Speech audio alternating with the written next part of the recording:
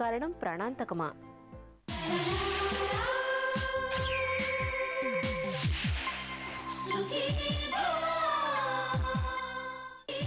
Rainbow hospitals Sukhibhava.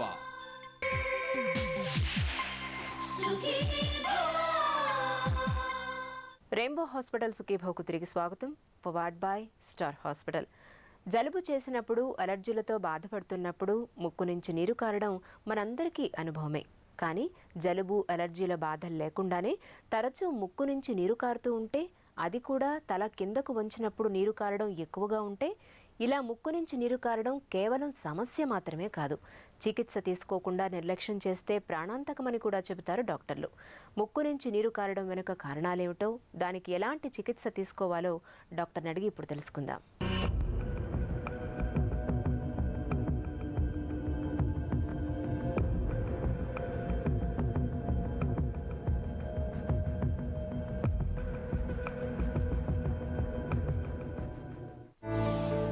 తరచూ ముక్కు నుంచి నీరు కారడం వెనుక కారణాలేంటి? ముక్కులోంచి నీరు కారటం ఎక్కువ చల్లదనానికి ఎక్స్పోజ్ అయినప్పుడు కానీ, ఇన్ఫెక్షన్స్ వలన కానీ, అలర్జీ వలన కానీ కూడా జరుగుతూ ఉంటాయి. కానీ ఇంకొక ముఖ్య కారణం ఒకటి ఉంది. మెదడు ఒత్తిడిని తగ్గించడానికి మరియు కొన్ని రకాల జీవక్రియలు తోడ్పడటానికి మెదడు చుట్టూ రక్షణగా ఒక నీరు ఉంటుంది. దాన్ని సెరిబ్రోస్పైనల్ ఫ్లూయిడ్ అంటాం ఇంగ్లీష్లో, సిఎస్ఎఫ్. ఇది అనేది కొన్ని సందర్భాల్లో అది ముక్కులోంచి కారిపోవడం జరుగుతూ ఉంటుంది. బరువు పనులు చేసినప్పుడు కానీ లేదా ముందుకు వంగినప్పుడు కానీ కొంచెం ఎక్కువగా కారుతుంది. దీనికి కారణాలు అనేకంగా ఉంటాయి. దీన్ని ముఖ్యంగా 2 రకాలుగా వర్గీకరించవచ్చు. మొదటి రక కారణం ఏంటంటే ట్రామా అంటే యాక్సిడెంట్ అయిన మరుక్షణం కానీ మరికొద్ది రోజుల్లో కానీ ఈ సిఎస్ఎఫ్ రైనోరియా వచ్చే అవకాశాలు ఉన్నాయి. అలాగే మరొక కారణం ట్రామా లేకుండా, అంటే ఏ దెబ్బ లేకుండా కూడా సడన్గా మొదలవుతుంది. దానికి కారణాలు ఏంటంటే మెదడు లోపల ఒత్తిడి ఎక్కువ అవటం వలన మరియు పుట్టుకతో ఏర్పడినప్పుడు కొన్ని బలహీన ప్రాంతాలు ఉంటాయి ఎముకలో కూడా, పుట్టుకలోనే అవి అలా ఉంటాయి. అవి చిట్లటం వలన కూడా ఈ నీరు ముక్కులోంచి కారుతుంది. ముక్కు నుంచి నీరు కారడాన్ని తీవ్రమైన వ్యాధిగా పరిగణించాలా? మెదడు చుట్టూ ఉండే పొరలు, అంటే మెదడుకి రక్తనాళంలోనే సరఫరా అవుతుంది. ఈ పొరలు మాత్రమే మెదడు రక్షణ వ్యవస్థగా పనిచేస్తూ ఉంటాయి. అంటే కోట గోడలా ఉండి గోడ చుట్టూ కందకంలో నీళ్లు ఉంటాయి కదా, ఏ విధంగా కాపాడుతూ ఉంటాయో శత్రువులు రాకుండా, ఈ మెదడుని కాపాడడానికి ఈ పొరలు, ఈ ద్రవం ఉపయోగపడుతూ ఉంటుంది. ఎప్పుడైతే ఈ పొరల్లో పగులు ఏర్పడి నీరు బయటకు కారుతూ ఉంటుందో, మనకి ముక్కులో ఉండే బ్యాక్టీరియా ఈ పొరలను చొచ్చుకొని పైకి వెళితే ఈ పొరలకు వచ్చే ఇన్ఫెక్షన్ మనం మెనింజైటిస్ అంటాం. ఈ మెనింజైటిస్ వచ్చినప్పుడు పేషెంట్ కోమాలోకి వెళ్ళే అవకాశం ఉంది. ఆ కోమాలోంచి ప్రాణాంతకం కూడా సంభవించవచ్చు. సిఎస్ఎఫ్ లీకేజ్ అంటే ఏంటి? ఎలాంటి సమస్యలు ఎదురవుతాయి? ఎప్పుడైతే ఇన్ఫెక్షన్స్ అనేవి పైకి పాకుతాయో లేదా ద్రవం పూర్తిగా పోతూ ఉంటుందో, రోగికి ఎల్లప్పుడూ కూడా ఒక రకమైన తల భారంగాను నొప్పిగాను ఉంటుంది. ఒక రకమైన చికాకుతో కూడి కూడా ఉంటుంది. ఈ ఇన్ఫెక్షన్ అనేది పైకి పాకితే మాత్రం పూర్తిగా ప్రాణాంతకంగా కూడా పరిణమించవచ్చు. సిఎస్ఎఫ్ లీకేజ్ అని తెలుసుకోవడం ఎలా? ఇది సహజంగా ఏంటంటే తల పొజిషన్స్ మారినప్పుడు కానీ, ముందుకు వంగినప్పుడు కానీ, బరువు పనులు చేసినప్పుడు కానీ కొంచెం ఎక్కువగా కారుతూ ఉంటుంది. పేషెంట్లు అందరూ కూడా ఒక తెలియని తలనొప్పిగా భావిస్తూ ఉంటారు. ఎప్పుడైతే ఈ ఇన్ఫెక్షన్ అనేది ముక్కులోంచి పైకి సోకుతుందో వాళ్ళకి మెడ గట్టిగా అయిపోతుంది. దాన్ని నెక్ స్టిఫ్నెస్ అంటాం. ఈ నెక్ స్టిఫ్నెస్ అనేది తొలి పరిణామంగా మనం తీసుకొని పరీక్ష చేసినట్టయితే ఈ కారణాలు బయటపడతాయి. ఇవి నిర్ధారించకపోతే ప్రాణాంతకంగా పరిణమిస్తుంది. మెదడు చుట్టూ ఉండే ద్రవం కారుతోందని ఎలా నిర్ధారిస్తారు? పేషెంట్ని కరెక్ట్గా కూలంకషంగా వివరాత్మకంగా పరీక్ష చేయవలసి ఉంటుంది.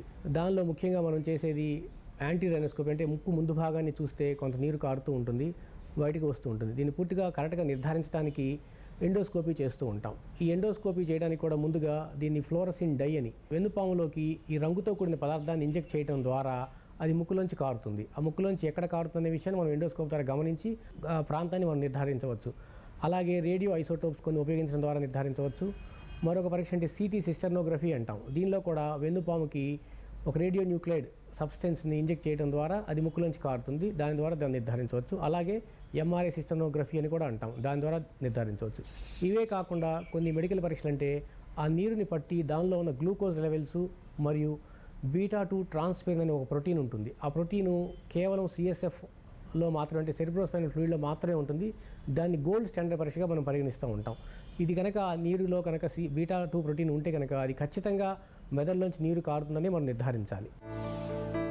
సిఎస్ఎఫ్ లీకేజ్కి సాంప్రదాయిక చికిత్స ఎలా ఉండేది? రంధ్రం యొక్క పరిమాణము ఎక్కడ ఏ ప్రాంతంలో ఉన్నది దాన్ని బట్టి దాన్ని సరిచేయడానికి ప్రయత్నం చేస్తాం. దీన్ని సరిచేయడానికి వాడేది ముక్కులోనే మనకి లభించేటువంటి మృదులాస్థి అంటే నేసల్ సెప్టమ్ కార్టిలేజ్ ద్వారా కానీ, లేదా నేసల్ మ్యూకోజా ద్వారా కానీ, లేక టర్బినేట్స్ని కానీ తీసుకుంటాం.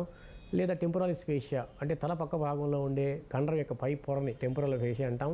టెంపోరల్ ఫేషియాని కూడా ఉపయోగించవచ్చు. లేదా కొవ్వు కణజాలాన్ని కూడా కొంతగా ఉపయోగించవచ్చు. అదేవిధంగా తొడ ప్రాంతంలో ఎక్కువగా ఉండే ఫేషియా లేటా అంటాం. ఈ పొర చాలా ఎక్కువగా ఉంటుంది. ఈ పొరను కానీ తీసి ముక్కు లోపల రంధ్రాన్ని ఆ విధంగా గమనించి దానితో ఈ పొర లేదా కార్టిలేజ్ కంబైన్డ్ గ్రాఫ్ట్గా ఉపయోగించి పూయటానికి ప్రయత్నం చేస్తాం. ఈ ప్రయత్నంలో కూడా కొన్ని రకాల అడ్హెసివ్స్ అంటే గ్లూస్ కూడా వచ్చాయి. ఫైబ్రిన్ గ్లూస్ అనే కొన్ని పదార్థాలను పెట్టి ముక్కుని పూర్తిగా మూయటం ద్వారా చేయవచ్చు. ఆధునిక పద్ధతిలో సిఎస్ఎఫ్ లీకేజ్ని ఎలా అరికడుతున్నారు? ప్రస్తుతం అయితే ఏంటంటే చెవి ముగ్గొంతు వైద్యం అభివృద్ధి చెందిన తర్వాత దీనిలో కొన్ని రకాల ఎండోస్కోప్స్ మరియు కెమెరా పరిజ్ఞానం బాగా విస్తృతంగా ప్రచారంలో వచ్చింది. ఇప్పుడు దాని ద్వారా మనం ఎండోస్కోప్స్ ద్వారా లీక్ ఎక్కడుందో కరెక్ట్గా నిర్ధారించవచ్చు. ముక్కు లోపల నుంచి ఎటువంటి మెదడుని ఓపెన్ చేసే పని లేకుండా, ఎటువంటి నష్టం లేకుండా నేరుగా అక్కడికి తీసుకెళ్ళి కావాల్సిన పొరలతో దాన్ని సరిచేయవచ్చు. ఇది అది తేలిగ్గా చేయడానికి వీలైంది. మరియు దీనివల్ల నష్టాలు చాలా తక్కువ. సక్సెస్ రేట్ కూడా దాదాపు 90% సక్సెస్ రేట్ దీనిలో ఉంది. మరలా ఒకవేళ పొరపాటున రెండోసారి వచ్చినా కూడా తిరిగి చేయడానికి చాలా సులువైన పద్ధతిగా దీన్ని పరిగణించవచ్చు. సిఎస్ఎఫ్ లీకేజ్కి చికిత్స అనంతరం ఎలాంటి జాగ్రత్తలు తీసుకోవాలి? ఆపరేషన్ అయిన తర్వాత రోగికి పూర్తి విశ్రాంతి అవసరం.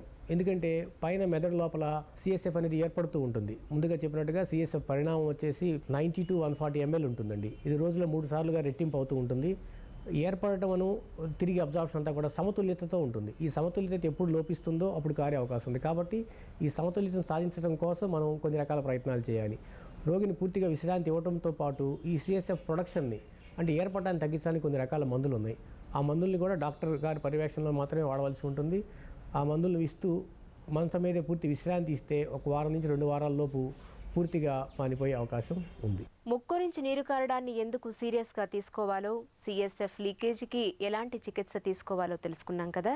ఇక ఈరోజు కార్యక్రమాన్ని ముగించబోయే ముందు రెయిన్బో హాస్పిటల్ సమర్పించు ఒక చిన్న చిట్కా మీకోసం.